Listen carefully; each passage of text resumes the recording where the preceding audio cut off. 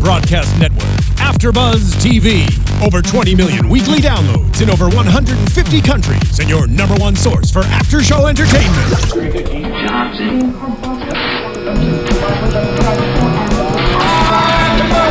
AFTERBUZZ TV, the destination for TV superfans, producing aftershows for over 300 of your favorite TV shows, interviewing celebrities and showrunners, and bringing you behind-the-scenes exclusives. All thanks to E! Entertainment's Maria Menounos, producer Kevin Undergaro, and internet leader Akamai.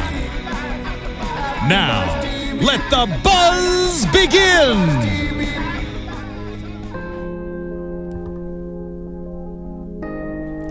Welcome back, everybody. Welcome back.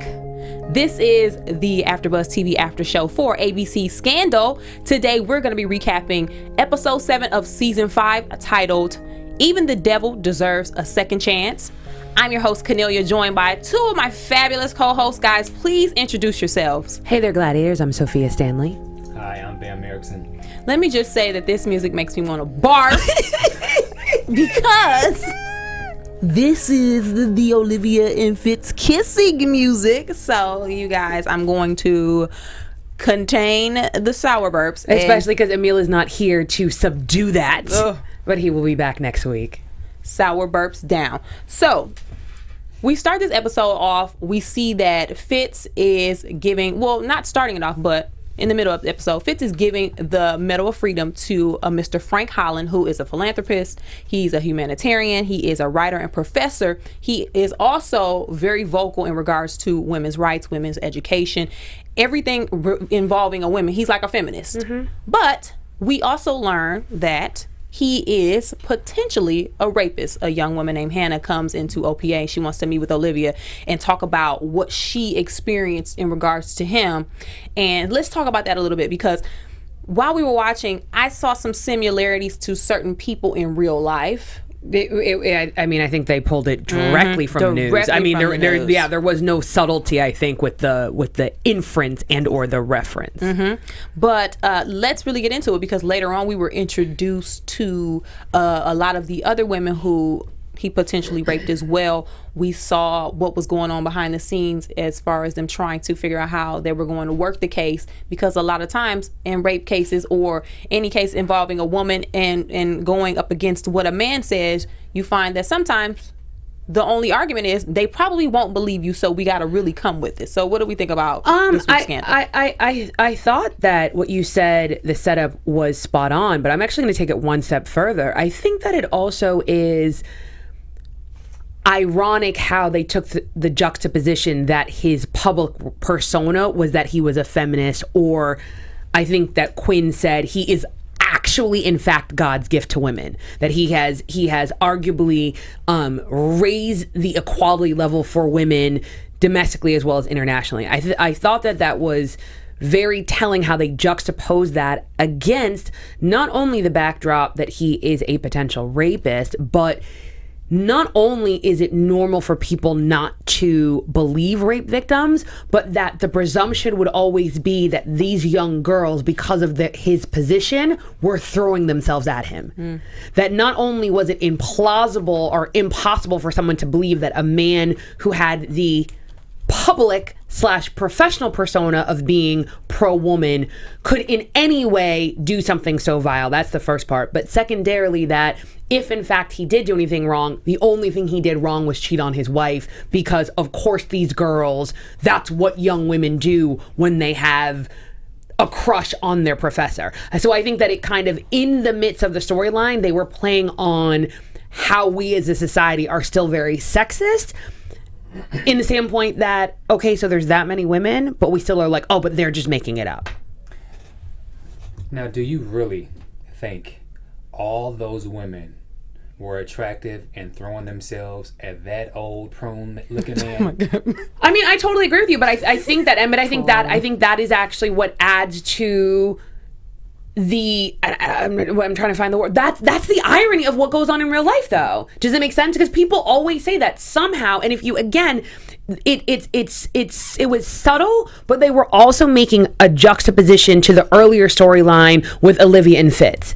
that it was Olivia that was the seductress. Whenever that doesn't work in their plan for a man just to be a man, and a woman kind of is going a step further, then what do? We then turn the table on the woman. So if we can't get by with simply calling her a whore or loose or something along those lines, and we have to take it one step further, we need to say that she's a liar, she's a plagiarist, she was, trying to get a better grade, she was trying to in some way use her body to get ahead, because that's something that we somehow don't respect. So I'm glad you brought that up. We were introduced to his wife, Frank's wife. And when we were introduced to her at first, she was the one who initially dropped the breadcrumbs about, hey, wasn't she the one who plagiarized? But then later on, we see when Olivia sat down with both of them and she was kind of breaking the news to the wife, saying, your husband's a rapist and he drugged these women using your prescriptions. We then saw... and we had this monologue moment from the wife where she had complete control over the situation. She even snapped at Frank when he was talking, was like, hey, shut up. Sophia, did you write down some of the quotes? I think I did. Hold on one second. And while you're looking, this, and it's unfortunate that... Yeah. And once we sat down with we saw the scene and sat down with Olivia, I was kind of like, oh, here we go. I kind of knew, because if it's the same storyline that we're seeing in the news, the wife, they always kind of set the wife up as either she was naive and doesn't believe it, her husband will never do such a thing, or she was on board the whole time. So no, go ahead, Bamm. I would just say this really quick. As far as the wife is concerned, I felt sorry for her for about 25 seconds, only because of what she's gone through, or some of the things that she's had to go through, just as women in general, for back in those days, about how, that is true, how women couldn't get a credit card back in the 60s or so. I just had a moment where I felt bad for her, because she's... I need to cut you off on purpose. What's up? I would feel bad for her if she said that monologue and she stole the cookie from the cookie jar. I would feel bad for her if what she did was she plagiarized. I would feel bad for her if what she did was tried to get a job or steal a job from someone. I will not feel bad for her because she was an actual accessory, not after the fact, but before the fact, and complicit in repeatedly allowing her husband to be a serial rapist. I don't give two rats' asses what credit card you couldn't get. I don't give two rats' asses that in 1973 only 8.5% of women literally had a degree. I don't care that your dad said, oh, when you graduated, oh, what, you're trying to pretend to be a man. When you literally facilitated your husband raping women. Well, she said, my husband has created quite a legacy. It's my job to defend it. So, there we have it, a situation where the wife feels like, because this man came in and he did so much for women, and he even did so much for me, and he built this legacy, that it's my job to protect it. Yeah, no, she's off. But not only that, though, I think also too, and I know this is not where they're going, so I'm not going to go down this line too far, but I think also what we forget is that a lot of people who are spokespersons for causes may not give two shits about the cause. That's right. It's the thing that got you light. Think about it. Just in the same way like a little kid. When you're a little kid and if you bounce a ball real good, what happens? Ooh, you can play basketball, so you play basketball. It doesn't necessarily mean that was your love. When you're a little kid and you're smart, people go, okay, cool. You're smart, then you're going to be a doctor or a lawyer. And you go, ooh, this makes me special. I'm going to study because that potentially makes me special. There obviously was a time, probably as a writer, that he wrote something and impressed some woman, and someone was like, oh my God, you understand the feminine experience. And he goes, ooh, ding, ding, ding, ding, that's my ticket. That's my ticket in. It doesn't mean then because he does all of those things that personally he cares. Because it's almost like he's a celebrity in that world. Mm-hmm. I think that we need to, and I think this is like glaringly what they were trying to have this conversation with us, and again, against the same backdrop of Fitz, having an affair does not make him not a good guy. So what they're really saying is the public and the private have absolutely nothing to do with one another. That just because someone literally champions causes doesn't actually mean that they actually like people or even care about the cause that they're championing. And does it potentially bring up the idea that people need to be able to separate the work from the man, and people need to recognize that he still did all of these things for these women, but he still is a dirtbag as a man. Yes, but I think this is also the difference too, is I think that, and this is going to sound weird, but I'm not a fan of when people say, like, even when the wife said, do you know how many women have careers because of him? F you. I had a career because I worked hard. And the only reason, theoretically, I would not have a career is actually because of sexism. Do you know what I'm trying to say? You giving me an opportunity, because of what it really is that a man sanctioned you and said, oh, you're good enough, which is really another level of sexism. Just because he did that, I should not be beholden to him. I should not be beholden to him to the extent that it then excuses his behavior. Does that make sense? So I think it's a very fine line. Yes, there's a difference if what we're talking about is you may curse when you're at home versus criminal activity, especially criminal activity of that vile and reprehensible nature. I think it does, in fact, wipe out your legacy. The things that stand are the things that stand. So the other women who now have careers, they still have careers, and that to me can't be you can't take that away from them. But your legacy, 100%. There are certain things that ipso facto, the thing speaks for itself. Then you're a dirtbag and you're a criminal, and it literally can make everything null and void. Not the other people who were not complicit in your activity. That's the slight difference. And that's, I think, where it gets a little bit tricky. So we felt during the episode that there was going to be no justice for the women that he raped, because we were introduced felt to that. Well, you know, they kind of set it up. They kind of set it up did. that way as if it was. I kind of felt that way at one point where it was like, oh well, these women can't say anything because he has such a big reputation, and you know what happens. Because on some you know level, what happens when the victim comes and forward. in a weird way, it would have been a weird evolution for the show. Because I'm not saying that we've seen this storyline before, but there's a certain aspect that we've seen this storyline before. So I thought they were going to take it somewhere else. That there is an opportunity where Olivia actually didn't win. Now, this is the only, I don't use this name too often because, she's who she, because she's not everything of the show, but fucking Shonda Rhimes, I mean, come on. I just not for a second thought that the women were not, that they wouldn't come out on top. Yeah, sorry, go ahead. And how they kind of came out on top is all of the women got together. Olivia came up with the idea when she was at OPA, kind of, sitting with Marcus at the very end. And all of the women who were abused, sexually assaulted by Frank came down while he was lecturing, giving a lecture. They all stood in front while he was still reading, by the way. And we learned that is when they shared stories about what had happened to them, how it was similar. And now the story is out, and potentially we have justice in some way for some of the victims. I didn't expect that at all. I was like, oh shoot. And even Sophia was like, oh shoot, when they were walking into the lecture hall. That was good. I like that. Yeah, that was really good. I didn't predict that, but that man was not going to get off easy. Good. Get him out of here. So we have Lizzie and David throughout all of this. Lizzie was offered an interview on Sally Langston's show, where she uses the tagline, "Let freedom ring." I love Sally. Me too. But throughout the episode, everybody was scared about Lizzie and what she was potentially going to say. When they found out she was doing the interview, everybody was like, oh, what is she going to say? They tried to stop it. They got David involved to try to say that she was giving up national security information. So let's talk about their interaction, because we see later that it leads to some little you-know-who. Chicka bow bow. But initially, David calls her into the office. They sit down, and then they have a back and forth. Did you think, what did y'all think about the back and forth? Because I mean, I have a tendency, and just jump in whenever you want, Bam. I have a tendency, I think everyone probably who listens or watches our show knows that I probably scream at the TV for the full 44 minutes of the show.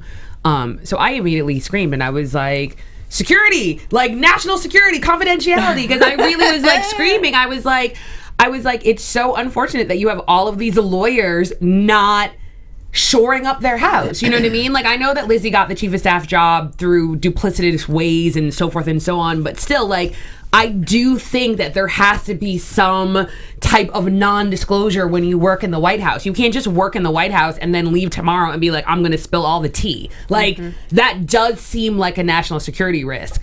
I thought that it was excellent, Lizzie's retort, like the way that she basically was like, yeah, no, that's first year law school. And he's like, you went to law school? And she was like, yeah. And he was like, where did you go? And she was like, Stanford. And he's like, oh, we're not going to play that game, which means you didn't go to somewhere that's better than Stanford, which is obviously like, what, 2 or 3 other law schools, whatever. Anywho, I really did like that back and forth. But what I was also thinking, and I'm amazed that no one came from this perspective, part of me is like, yo, spin the story. Literally make it so that no one would hire her. Who would now hire her?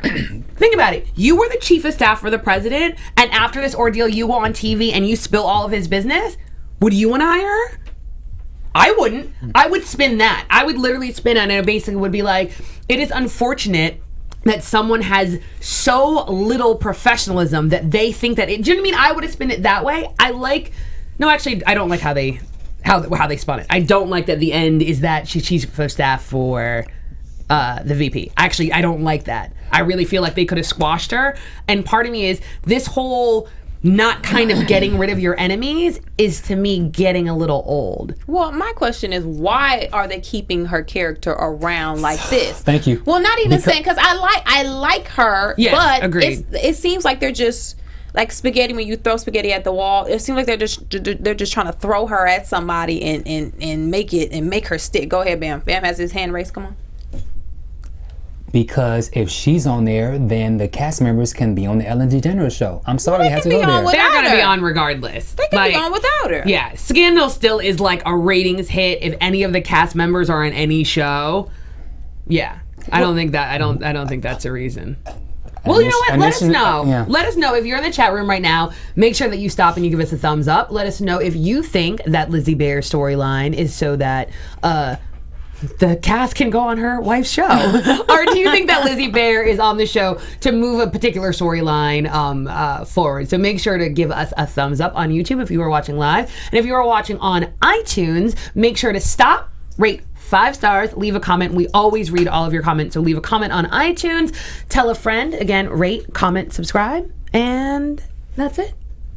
So we see that this is playing out to be a David and Lizzie Bear. Now, I wasn't expecting this. She called it. Sofia is like, she's like a writer for the show because she knows every dang thing that's about to happen. We were watching, and when they were getting in each other's face, I thought that he, and a part of him, because we saw the earlier but interaction between him and the VP, which we'll talk about later.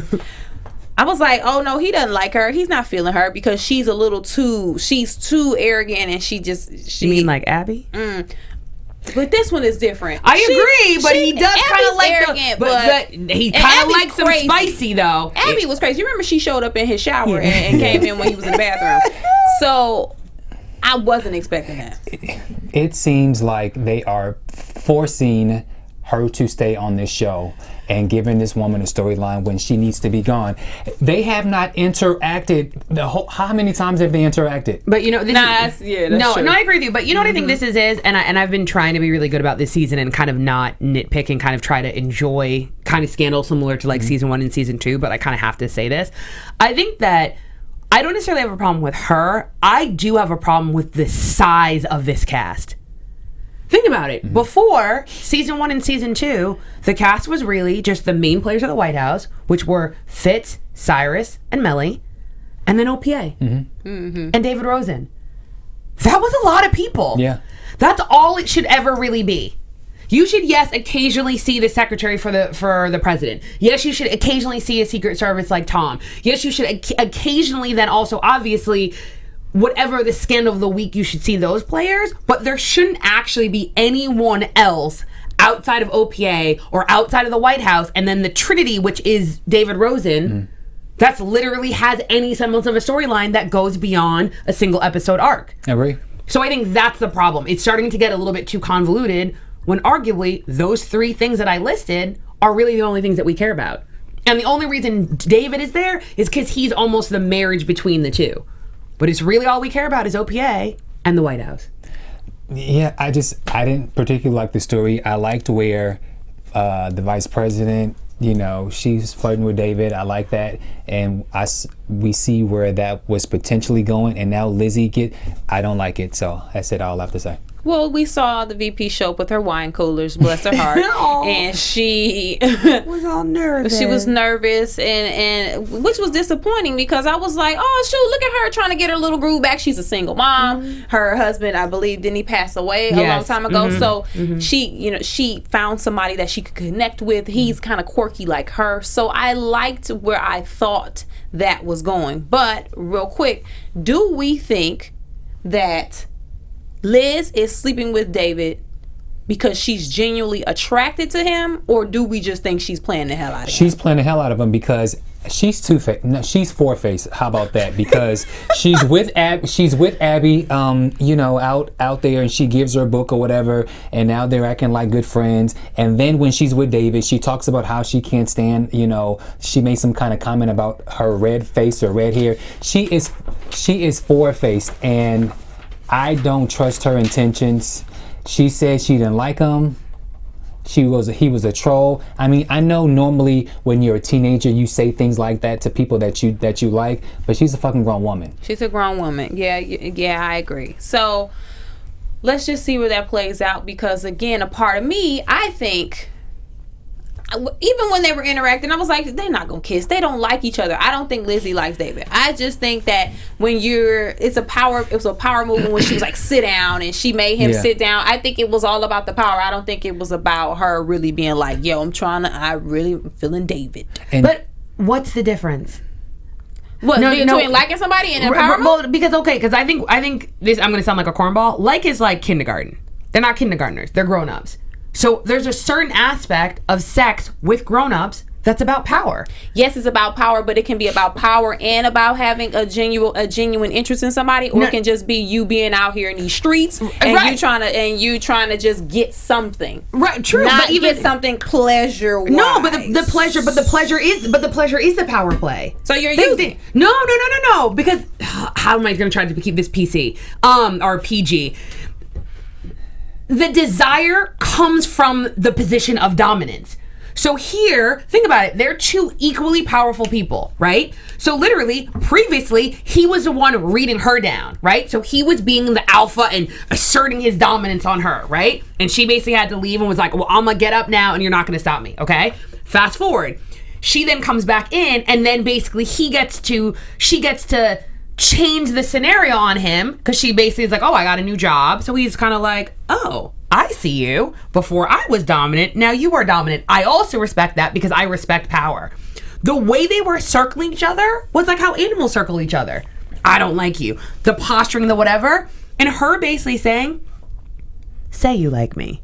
That was turning her on. So was she asserting her dominance because only for power and an advantage to her, or was she asserting her power because she has a genuine interest in David as the man? No, not a genuine interest in David the man. Again, I think we're taking it way too serious. It's purely lust-based, meaning it doesn't necessarily need to be power in the strategic where she's thinking about the next move, like if I can control David and he's the attorney general, then I'm gonna get what I want, or whatever. I'm not saying that she's not doing that, but what I'm saying is in the energy in the room, they were sparring. For some people, that sparring, that fighting, it's foreplay.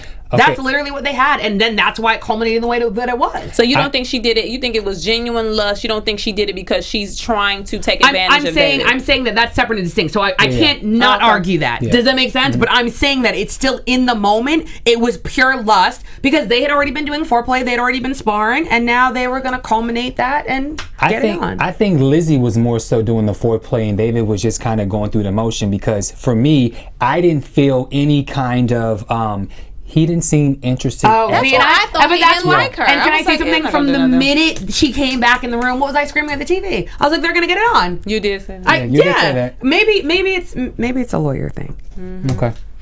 Lawyers, what y'all be doing behind the scenes? I'm not. I mean, what y'all be doing behind the scenes? I don't know, because my name is really Sister Sofia, so I really wouldn't know. No, on some real. It's hard in these streets. Hey. So.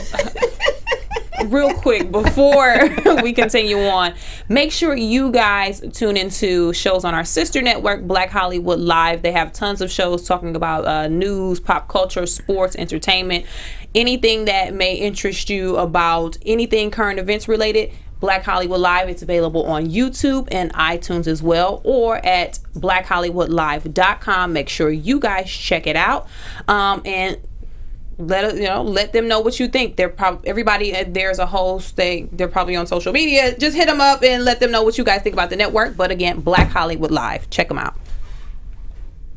All right, and so now let's now break down Liv and her Liv and all of her encounters with men. So now let me start with this. Okay. Because she had a run-in with Jake.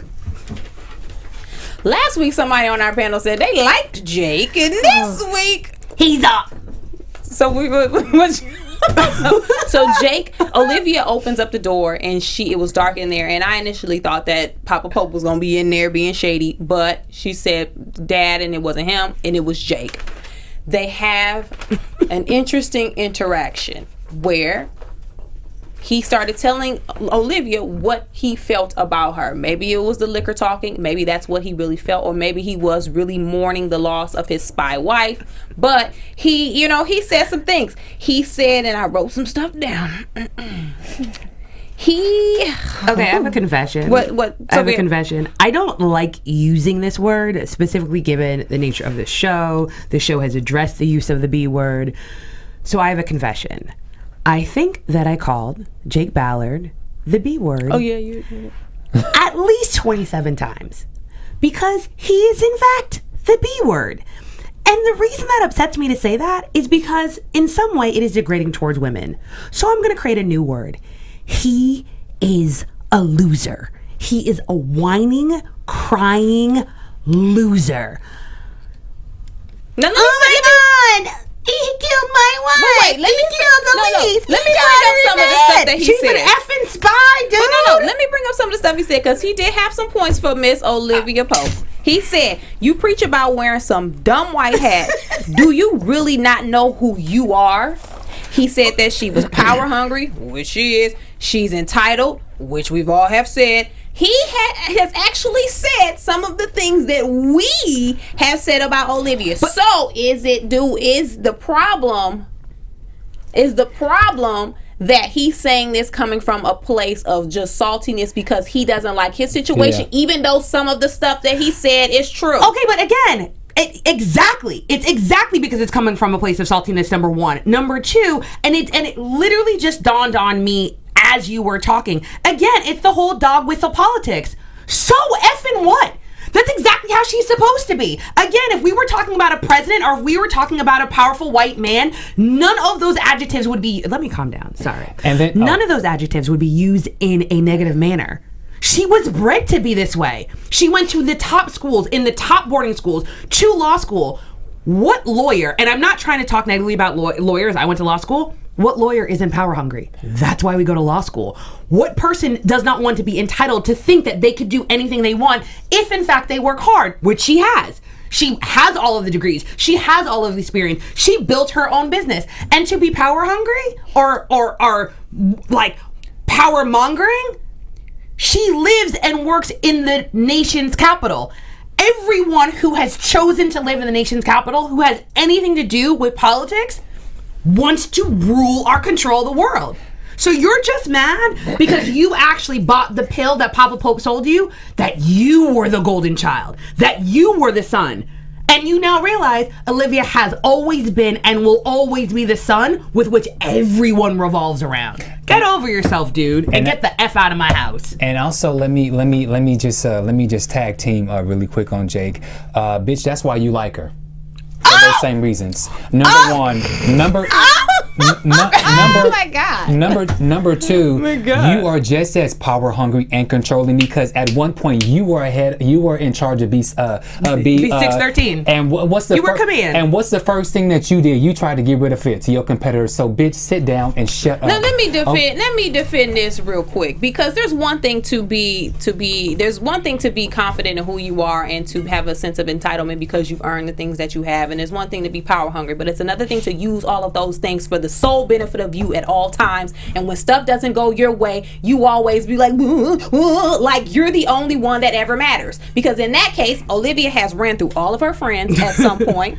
She has used everybody at OPA for her own personal benefit, and when things backfire, she always points the finger and like, why would you do something like that? Look at her interaction with Huck. Every time Huck does something that she wants, she always comes back, but why would you do this? Because you made me, because of your selfishness. You're 100% right. So You're again, right, though. what was wrong with Jake saying these things to her as if none of it was true? Okay, no. Because he wasn't saying it's not true. He was trying to talk her down. Like he was literally trying to read her. The difference is, that's why she was like, get out of my house. You saying it, I don't have a problem with that. But I have you saying it in a way like that I should apologize for it. And then he's blaming her. And then he's blaming her. Write down some notes. Keep talking. He's blaming her for the death of his wife. I don't know if the one I used to love killed the girl I love now, or the girl I love now killed the one I used to love. And second of all, just one other thing. If I have, you know the friend I told you guys about that I don't want you to meet? Yeah. Okay. Which one? The one. Okay. Shoot. The reason you have friends that you know are certain ways. If you choose to be around that person, if you have somebody who's always asking, or who loses their wallet when we go to the movies, oh, can you spot me? Can you spot me? Can you spot me? But fool me once, shame on me. Fool me twice, shame on you. Yeah. So then Olivia should have 0 friends. That's their choice. Because they benefit. That's their choice. No, they all, because they are all consciously there and they benefit. Yeah. They know the get down.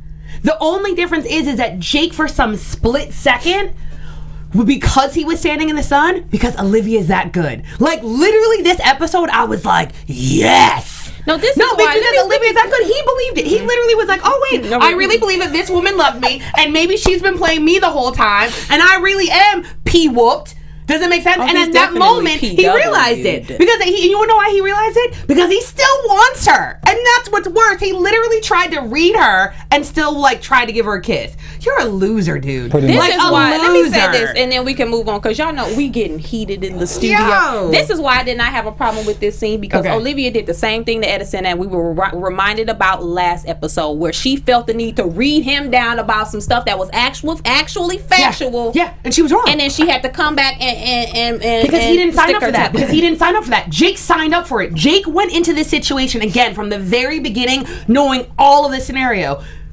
Edison is actually an innocent. He is a civilian in this. Jake is not a civilian. Like, everybody can get it. No, Jake, man the F up. Like, you're not just some random dude. Yeah, just like Bamm said, you used to be command. This whole whining and getting people killed, then maybe your girlfriend or, your wife shouldn't have come to DC and tried to kill my dad. And then also, She tried to kill her own dad. It's in the whole family. Think about it. I can talk about my family. Like, think about it here, right? Yeah. Fitz tried to kill her dad. I can talk about Bamm all I want, but please believe anyone else not on this panel tries to talk about Bamm, I'll be like, yo, you can't be doing that. It's because in the family. Bamm didn't try to kill us.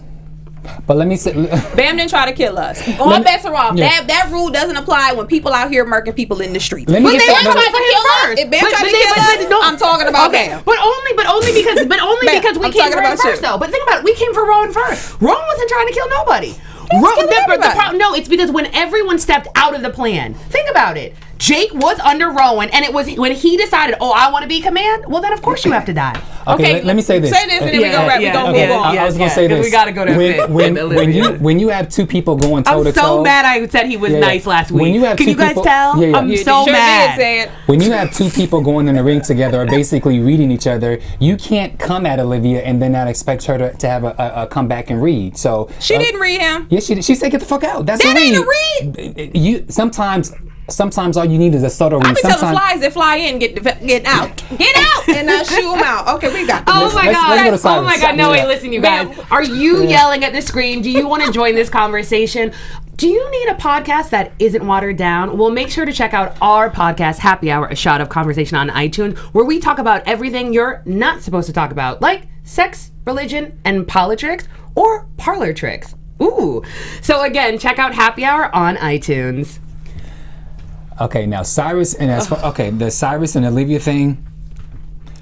Cyrus was upset because every time he comes in the office to be with his best friend again, fucking Olivia is there, just in the mix of things. Hasn't she always been there? But not like that. No. Okay. She was even because I called him the B word too. Yeah, because not like that. Even when she was leaving the office after her and Fitz had conversation, and then Jay came in, she was like, "Oh, what y'all talking about?" She's been this way ever since that. Remember when she said, "Yes, I'm the mistress." As soon as she said that, she was perched on top of the arm in the White House and the Oval Office, and ever since she was so comfortable. She has not moved. She sure hasn't.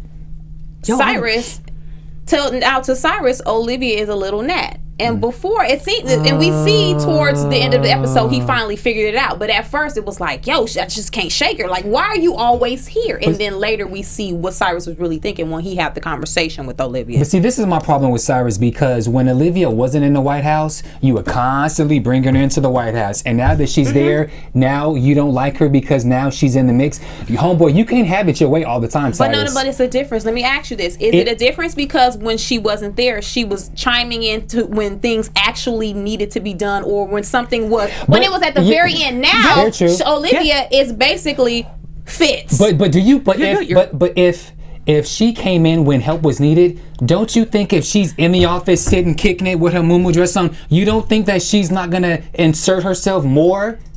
No, I don't think. I would think that Fitz had a backbone and he was actually the president. No, but see what it is. No, but you see what it is? And like I'm telling you, like this show, like I'm like Shonda Rhimes and Shonda Land, like they know what they're doing. What we have all done, and I'm not saying all of us, so I'm being a generalist. We've all underestimated her. Remember when there was the episodes where they were calling her the help? We have all underestimated her. And basically think about it. What happened is you allowed someone who you thought would have the least access to the White House, a black woman, basically got in through the side door, which is how she came in. And everyone allowed her into everything. Everyone spilled all of their deepest, darkest secrets, and everyone completely aligned their success with her, meaning everyone needed Olivia. Did they really not think? Then that means basically now if everyone needs me and I have everyone's secrets, that I hold all the cards and therefore I have all the power. That's what happened. And that's why she released the one thing that could hold her back, which was that she was his mistress. In that move, what she did is she still is holding on to everyone's secrets, everyone's everything. She no longer has this, and purely now is in the power place because they never saw her coming. But do you think she knew this before Cyrus told her that? And was the funny she thing is, can I say something? Yes, I the do. funny thing is, and this is gonna sound weird, she wasn't, but this is gonna sound weird.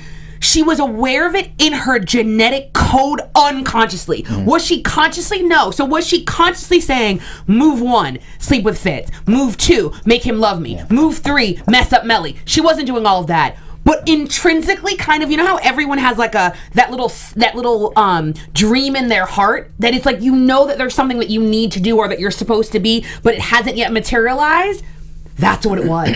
And I think in that moment, he literally, and he being Cyrus, he put words to her dream. He put words. It's almost as if it's like a genetic marker that when he said it, it was like an audio cue. And the audio cue was like, ding, and then she realized. And let me say and one quick. stepped into it. What he said. Happy and content men don't run the world. He's not the president anymore. You are. You're jealous, you're mad, so what? But at that point now, let me ask you, because when this first was happening, I was like, yeah, Cyrus he's jealous, he's getting mad. But when he had that conversation, in my opinion, it switched from jealous and mad to, oh shoot, I see what you did. I see you. It was like I see because Cyrus, he's a chess player as well. Yes. To him, it was like, oh, so the student versus the master. He's now seen what Olivia is capable of. But this is my other question.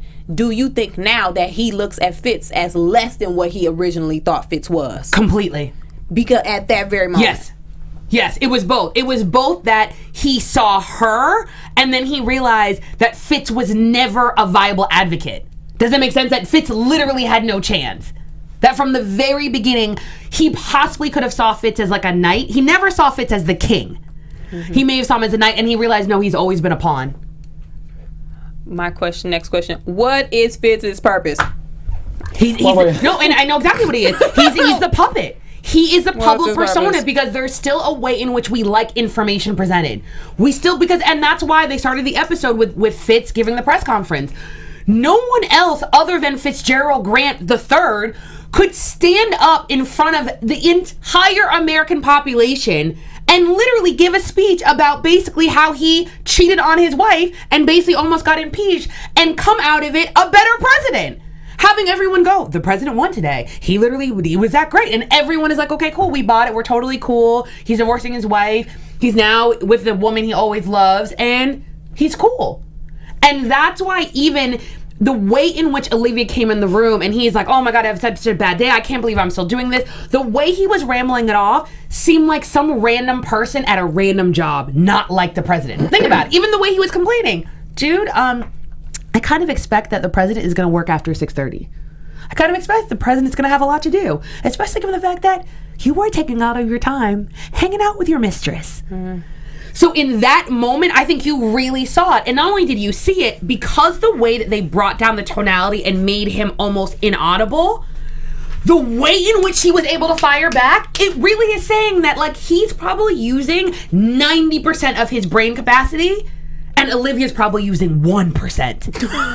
And you know, seriously, because that's what that was. Like, she came out like a robot. Even at 1%, she could basically be like, do this and do that and whatever. And he's like, but I have a meeting. No, change the meeting to this. There's too many chefs in the kitchen. Blah, blah, blah, whatever. As she's still drinking her drink, as she's probably thinking, what am I going to wear tomorrow? Because I always look fly. I don't know if they're curling my hair too tight or not. Like, she's literally on a completely different level. And I feel like in this episode, that's what we saw. And when I say we, I really mean me. And that's why you can tell I, Sofia Stanley, have 100% underestimated the Olivia Pope. No, and she just definitely at the end. It definitely was a boss move. She's Rowan's daughter. Yeah. And if not only Rowan's daughter, he's his prodigy, meaning she's a better version. That's what each generation is a better, more evolved version of their parents. Well, and also, I'm so hype, y'all. We underestimated her because I don't know what happens to me sometimes. Because of all what she was going through. We knew she was capable of all doing these things, but she had stumbling blocks, and now that those blocks, I'm scared. Yeah. Now, but let me pose this, yes, because we do see when she was in the Oval Office with Fitz making these decisions and talking it through. She did pick up the brown water. She's a shady Shaniqua for that one. Yeah, girl. Why she's shady? Because foreshadowing. It was because the only times that we've seen people in that office drinking on the brown water or the hen in that manner, it usually puts them on a darker side. It kind of puts them on a slippery slope. So now that she had this conversation with Cyrus, now that she is in her own head thinking about this stuff, and now that once that has happened, she picked up the brown water and is calling out the shots like on an absolute level. And because she's Rowan's daughter and Maya's daughter, do we think now this power is going to go to her head in a bad way? Yeah. And you notice the over the head shot of her standing with the brown glass on the seal, standing on the presidential seal, while her man was perched on the couch. Yeah, it was totally like they switched positions. And it also shows that she's even no longer pretending with him. Because normally she finagles. She waits for him to ask for her opinion. She was like, oh, I don't need to do that no more. Because she's won. She got more than a ring. Yeah, that's what's amazing. The way that Cyrus broke it down, like, you can come and go as you please. It's what I was saying last week. She literally is like, yeah, this suburban white picket fence, she's like, that's for the birds. No disrespect. But she was like, yo, I'm not on that. I'm on a whole nother level of power. And my power would be diminished by me becoming the wife and the first lady. But this position, think about it. She's a mistress. She can do whatever she wants. There's nothing that anyone can ever say to her. negatively, that's worse than when they used to call her the mistress and the president's whore and all that other kind of stuff like that. She's won. Yeah, and you can tell that They're gonna be calling her a drunk soon. You can tell she's had enough of everybody. Yeah. She's tired of everybody's shit because she rolled her neck twice. Yeah. And again, it's symbolic of, even though I was dissing the writer's wife when she was like, do you know how many women had a degree at that point? 8.5%, which does in fact mean that you are probably the top 8.5% of the country, regardless of gender. In that moment, you saw Olivia take all of her power as a woman. And she was like, yeah. She's like, why is Fitz the president? Because he's a white man. It's not that simple, but that's why we're okay with it. It fits within our normal archetype of what we think a president to be, especially as it relates to on TV. So basically she was like, yeah, I'm not having that no more. So even the way she was talking to him was different because she now, I think, no longer respects him. And that's going to get scary. Also, wait. Wait, hold on. No. I do believe she respects him. No. Wait, Ben, why do you think she still respects him? But we're really running out of time. Can I go? Now say it real quick, because I think she does have respect, but I just think that she knows the position that she's in. You remember, she helped get this man into the White House because he never deserved to be there, and he's always needed her help. So now that she's in the position, she's gonna do what she has to do, but it doesn't mean that she doesn't respect him. No, I think that before she really thought they were partners, and now she realized he's not worthy of being her partner. And that's literally, think about it, the way they used to speak to each other was a back and forth. That wasn't a back and forth. That was giving orders. She was definitely, that was a one-sided conversation, her telling what to do. I'm not saying that Olivia does not love Fitz. Mm-hmm. I'm not saying that she doesn't respect him as a man, but as the office of the president, from a professional, edging up on one another? No. In that moment, she asserted basically that she, in essence, she runs everything. She runs everything. She's always run everything. And she came to that conclusion in that moment. And that's why her entire demeanor, posture, dominance, even drinking the brown water, I think that Kennelia's right that it's foreshadowing. But again, normally the only people we see drink the brown water are men in the office or Fitz. So that was the way she poured it, that was her symbolically in every sense of the word. Not only becoming president, but becoming the ruler of everything.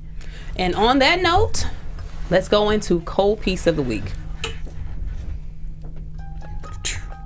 Cold piece of the week for Scandal, episode 7 of season 5 goes to the boss, Olivia Pope. We just talked about it. We argued about it. We went back and forth. A lot of stuff happened during this episode. But at the very end, when Olivia realized her actual position, picked up the yak, and did what she had to do and called out all of the shots in the Oval Office, to me, that pretty much said right there that Olivia Pope is the boss. She may not have realized her true power this whole time, but now she does, and we can't wait to see what happens. Cold piece goes to you guys for sticking by us, always watching and tuning in. For those of you who are watching live, those of you in the chat room, shout out to you. Woo, woo, woo, woo, woo. Hit us up on Twitter, Instagram, and Facebook. Let us know who you think Cold Piece and Cold Piece should be. Hit all of us up. Hashtag Cold Piece, hashtag Cold Piece. All right, guys, so let's go into predictions.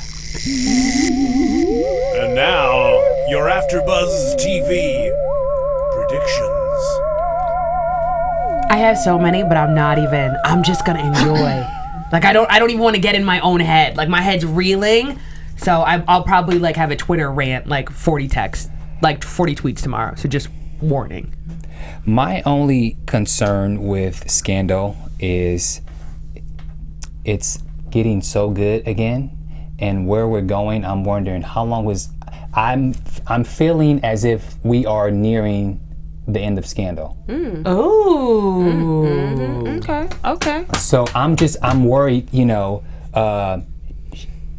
the secret's out. Fitz's term is almost up. Will we really watch this show if Melly's president of the United States? So I hope that at least we can go one more season after this, but I hope this is not the end. I predict that when Emile comes back, he's going to keep all of us at bay and chill and have us chilled out. What's that beeping? Okay. It's at the time. And we won't be turned up as bad because Emile is a calming spirit. He and really is. I missed him. That's why I was so amped. That makes sense. We were yelling, we'll bring it down. And we were fighting. So that's my prediction. When Emile comes back, we won't fight anymore. Guys, it's been a great night, great after show. Thank you so much for tuning in. Let everybody know where they can find you on social media. You can find me on all social media at Bamm Ericsen, and also for you James Bond fans out there, there is a new video game called James Bond World of Espionage, and I am a character. I play Agent Khalid. So you guys, it's on all Android and Apple devices, so you can download James Bond World of Espionage, and I am Agent Khalid. And when you're online, make sure to check out our podcast, Happy Hour, a shot of conversation, available on iTunes. And you can find all the information for Happy Hour at happyhour_TV. I'm Sofia Stanley, at Sofia Stanley, at the Sofia Stanley on Instagram. And you can find me on Twitter, Instagram, and Facebook at Kennelia. Guys, thank you so much for tuning in. We'll be back next week, same time, same place. See you then. From executive producers Maria Menounos, Kevin Undergaro, Phil Svitek, and the entire AfterBuzz TV staff, we would like to thank you for listening to the AfterBuzz TV network. To watch or listen to other after shows and post comments or questions, be sure to visit AfterBuzzTV.com. I'm Sir Richard Wentworth, and this has been a presentation of AfterBuzz TV. Buzz you later. The views expressed herein are those of the hosts only and do not necessarily reflect the views of AfterBuzz TV or its owners or principals.